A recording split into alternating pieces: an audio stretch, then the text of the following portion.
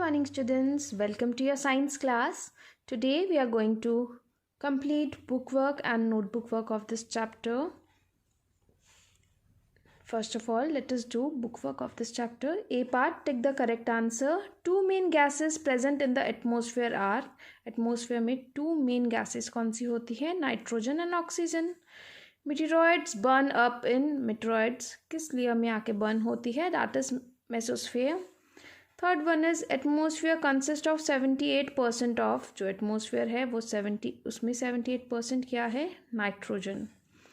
Distillation involves, जो distillation है उसमें कौन कौन सा प्रोसेस इन्वॉल्व है? That is evaporation and condensation, ये दोनों ही इन्वॉल्व है. That is I have to mark C part both A and B. Fifth one, during purification of water in water works department germs are killed in this step. किस step में germs को kill किया जाता है? In the step chlorination. Sixth one, the amount of water vapour in the air is called, water vapour का amount कितना होता है एयर में और उसको क्या बोला जाता है? That is known as humidity. Seventh one, this gas is colourless and odourless. ये कौन सा गैस है जो कलरलेस और ऑर्डरलेस है? This is argon. Eight one is hot air, जब एयर हॉट होगा तो वो क्या होगा? Rises up. Now B part, fill in the blanks with the correct option. The layer of atmosphere in which we live in is in, जो layer of atmosphere है जिसमें हम रहते हैं वो क्या है? That is troposphere. Second one, dash is an important plant nutrient. Important plant nutrient कौन सा होता है? That is nitrogen.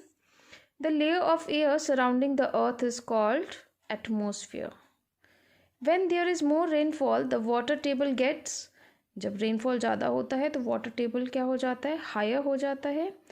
Purifying water by passing through a filter paper is called, जब हम वाटर को प्यूरिफाई करते हैं, जब फिल्टर पेपर लगाते हैं, that is known as filtration.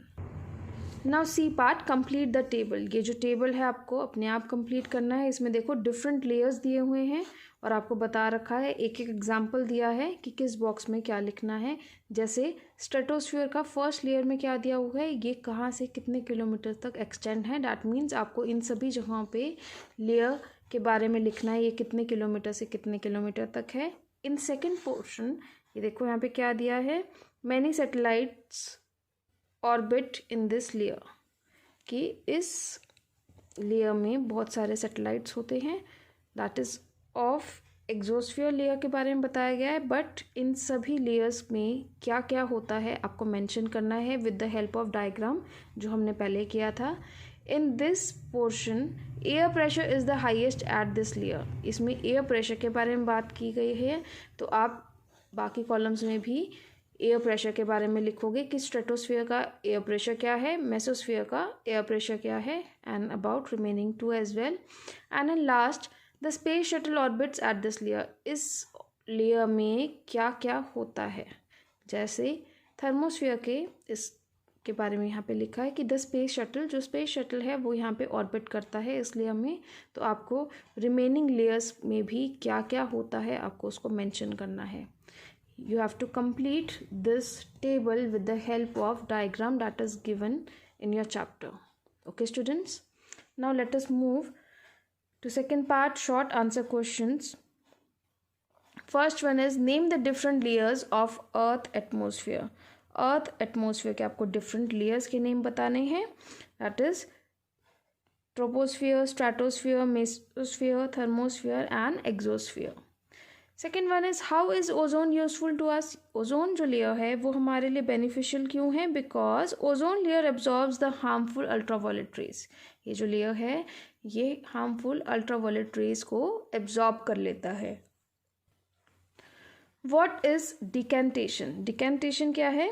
When the sediments settle down in dirty water the clear water is gently poured. जब भी सेडिमेंट्स या कोई भी इम्प्योरिटीज़ वाटर में सेटल डाउन हो जाती है और उसके बाद क्या होता है, जो क्लियर वाटर है उसे हम दूसरे किसी कंटेनर में विदाउट एनी डिस्टर्बेंस उसे हम पोर करते हैं, और जिसमें जो फर्स्ट जो आपका वाटर था उसमें से सारा सेडिमेंट्स नीचे बॉटम में सेटल हो जाता है. इस प्रोसेस को बोला जाता है डिकेंटेशन. ना fourth one, name the different steps involve in water treatment. Water treatment में जितने भी स्टेप्स थे हमने रीड आउट किए थे, coagulation, sedimentation, filtration and last one was chlorination. आपको ये सभी स्टेप्स के नेम लिखने हैं।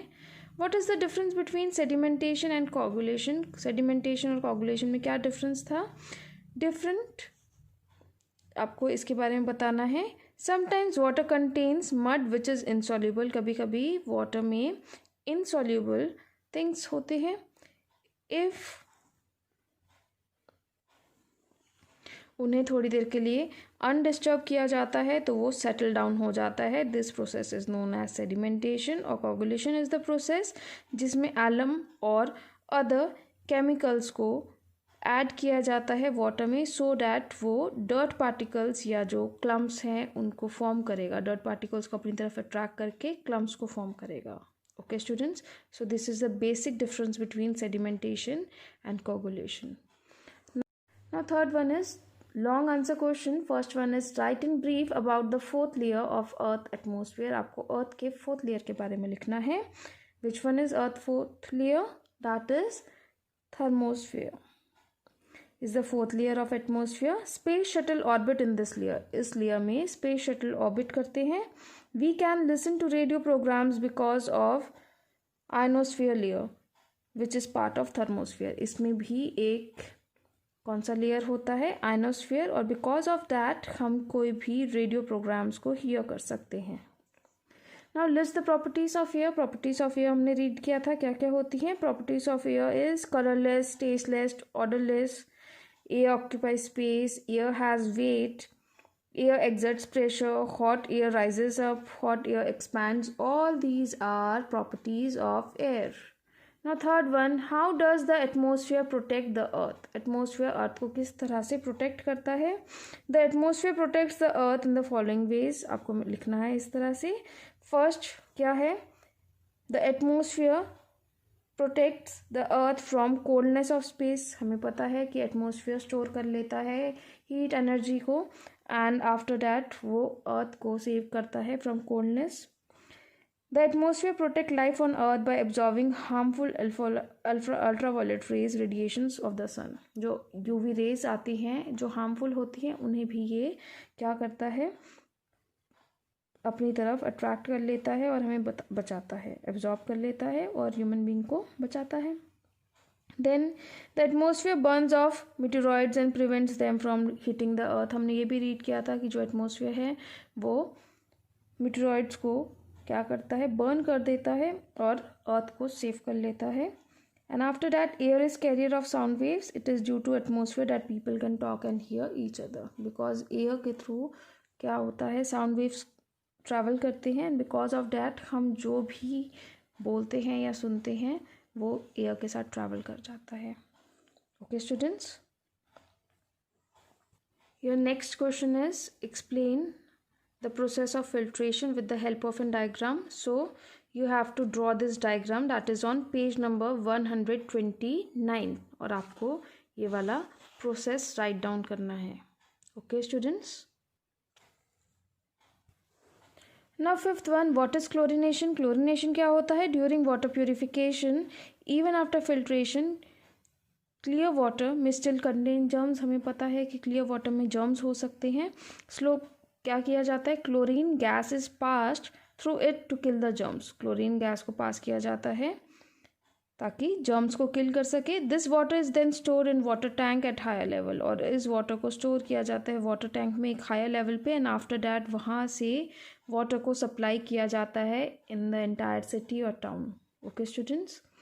Now sixth one is write a short note on distillation, draw a suitable diagram. आपको डिस्टिलेशन के बारे में भी राइट डाउन करना है.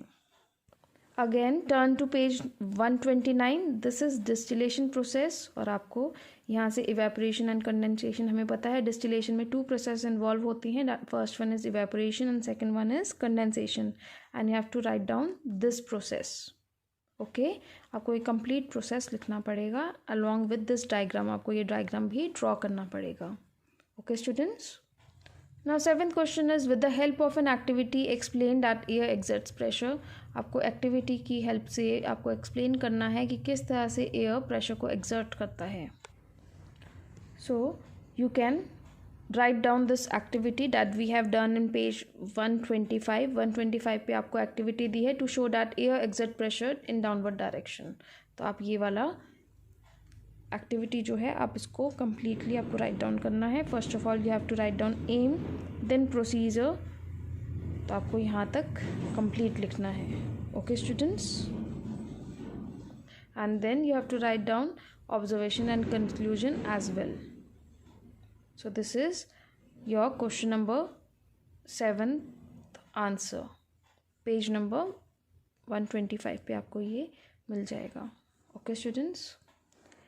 Now 8th part, unscramble the words, make a crossword using these words, also write the clues.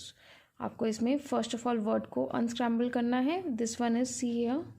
आपने chapter में क्या रीड किया है? This is troposphere. तो आपको ट्रोपोस्फियर के बारे में बताना है. This is closest to the surface of earth, क्योंकि आपको बताया है कि आपको यहाँ पे write the clues.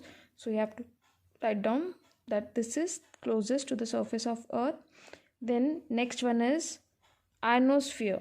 Radio programs are heard because of this. ionosphere की वजह से हमें रेडियो प्रोग्राम्स हम सुन सकते हैं. Then this one is mesosphere. Mesosphere में क्या होता है? मीटेरॉइड्स बर्न होती हैं. Then stratosphere, this layer contain ozone. इसमें ओजोन लेयर होता है. Then last one is exosphere. EX. Okay, exosphere बनेगा. This is outer space. Okay students, so you have to complete book work as well as notebook work of this chapter. Thank you and goodbye students.